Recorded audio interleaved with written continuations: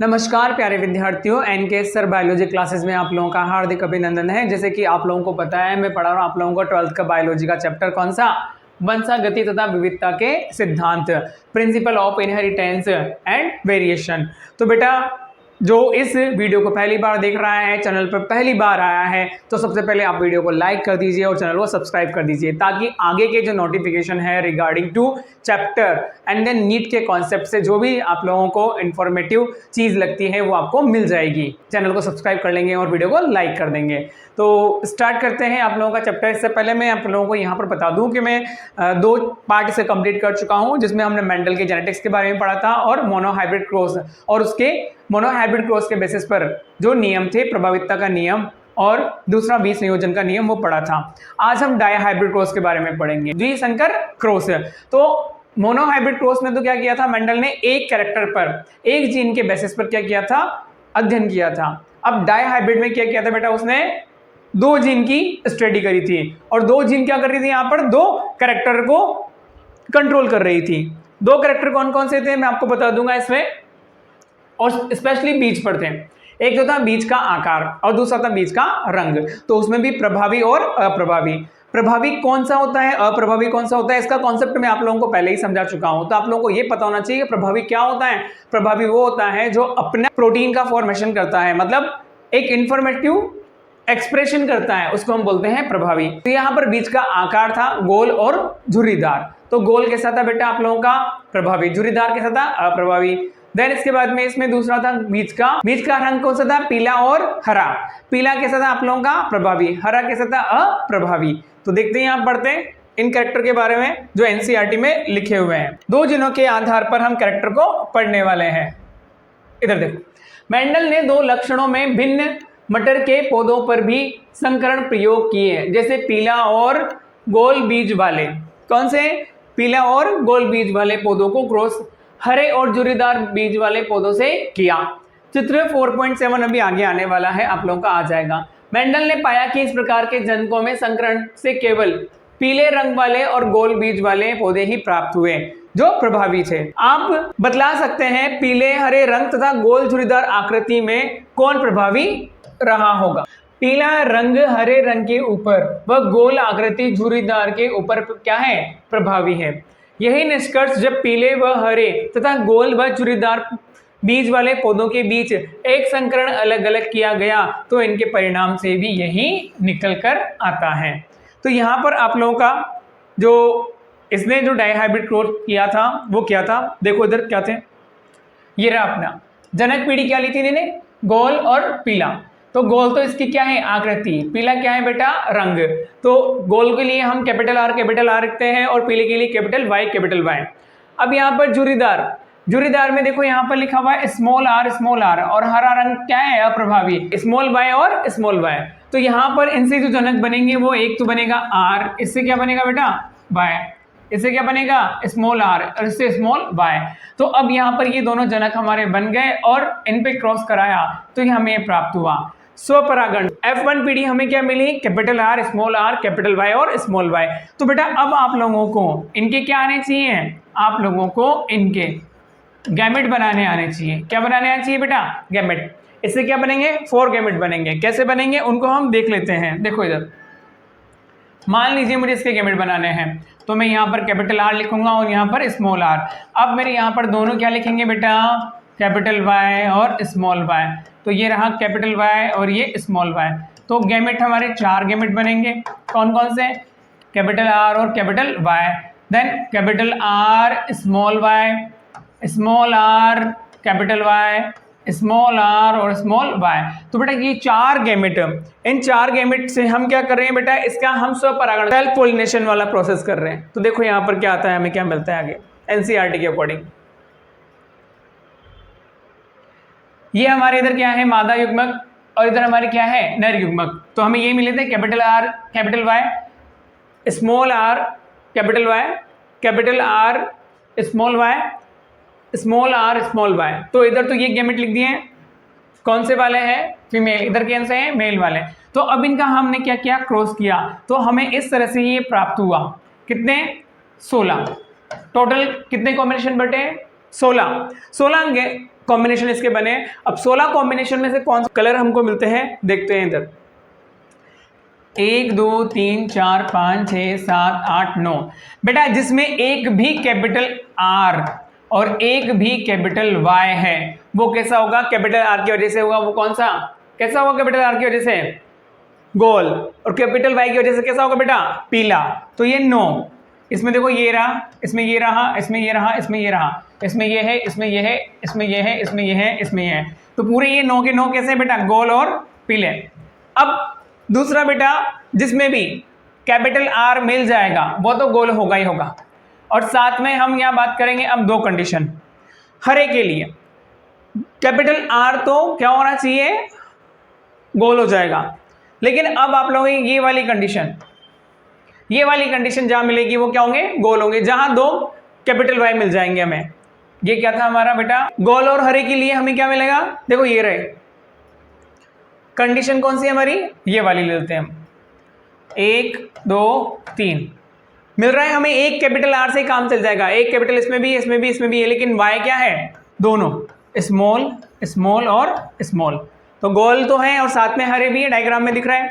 अब तीसरे हमारे क्या है बेटा, झुर्रीदार। झुर्रीदार की कंडीशन क्या है आप लोगों की, यहाँ पर झुर्रीदार के लिए कंडीशन है कि दोनों के दोनों स्मॉल आर होने चाहिए, दोनों के दोनों स्मॉल आर होने चाहिए, लेकिन एक कैपिटल वाई होना चाहिए, एक कैपिटल वाई होना चाहिए।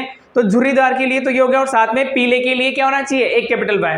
तो ये रहा 1, ये रहा 2 और ये रहा 3, ये एक कैपिटल वाई, ये एक कैपिटल वाई चलेगा, एक कैपिटल वाई। तो 1 2 3 झुर्रीदार और पीले।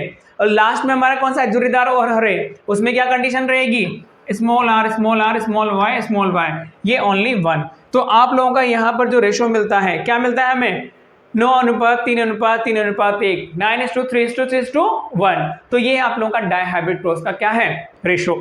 तो ये है आप लोगों का लक्षण प्रारूप। तो देखो मैंने यही बताया, एक भी कैपिटल आर एक भी कैपिटल वाई आएगा तो गोल और पीला बनेगा, एक भी कैपिटल आर आएगा और दोनों स्मॉल वाई आएंगे तो गोल और हरा बनेगा, दोनों स्मॉल आर और एक कैपिटल वाई आएगा तो क्या बनेगा बेटा, पीला, और दोनों के दोनों स्मॉल रहेंगे तो क्या बनेगा, झुर्रीदार और हरा। अब एनसीईआरटी की लाइनों पे चलते हैं और देख लेते हैं वापस से।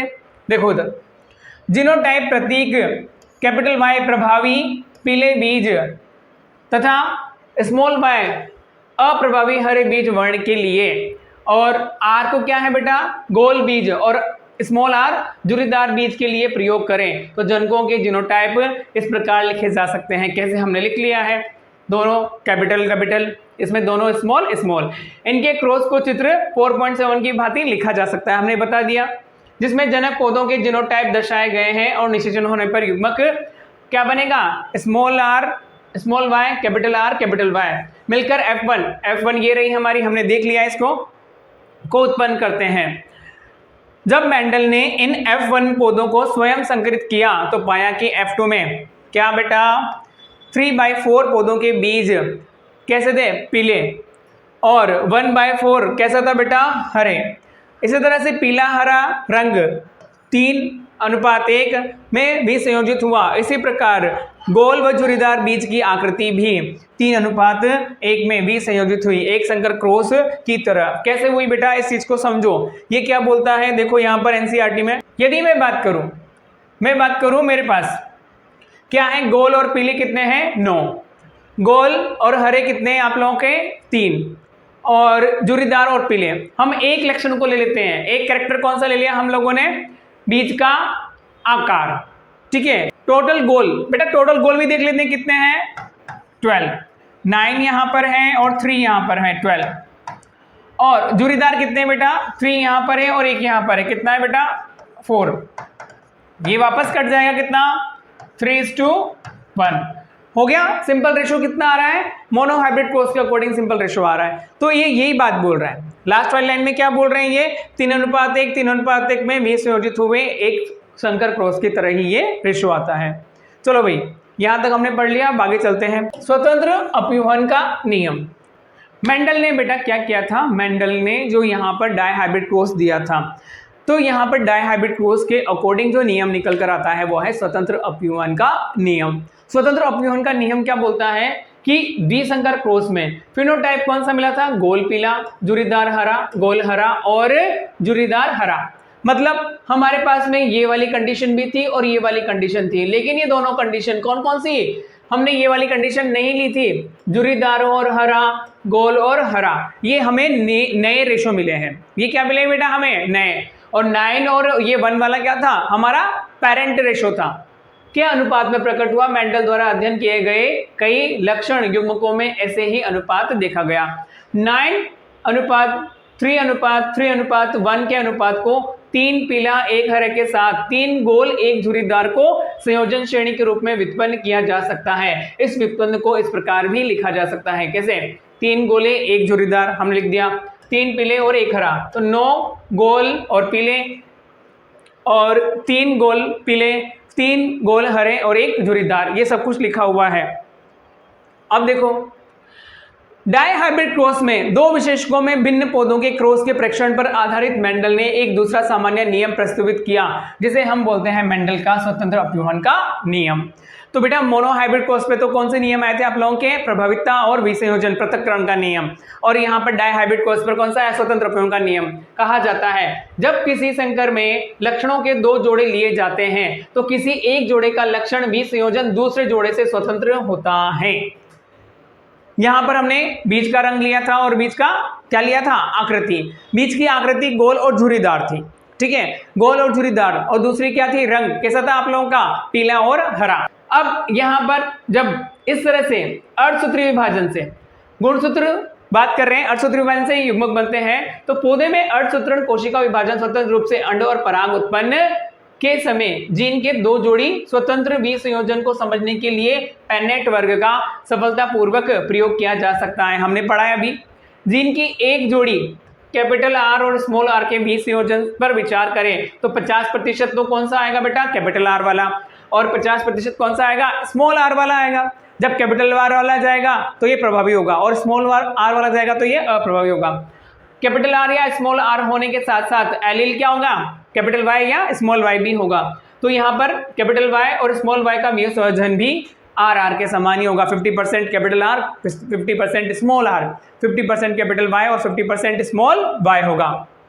अब याद रखने लायक महत्वपूर्ण बात यह है कि 50% कैपिटल आर और 50% स्मॉल आर का विसंयोजन, 50% कैपिटल वाई और 50% स्मॉल वाई का विसंयोजन स्वतंत्र रूप से, अतः कैपिटल आर धारी युवकों को 50% वाई तथा दूसरे 50% में वाई। इस प्रकार आर धारी युग्मकों में 50% कैपिटल वाई तथा शेष में 50% में स्मॉल वाई जीन है, अतः युग्मकों के 4 जीनोटाइप बनते हैं। अभी हमने बनाया 4 जीनोटाइप, कैसे, अभी आप लोगों के सामने बनाए थे, ये चारों जीनोटाइप इस तरह से बनते हैं, ठीक है, जिसमें प्रत्येक की संख्या कुल युग्मकों की कितनी है, 25% है, 1/4 1/4 1/4।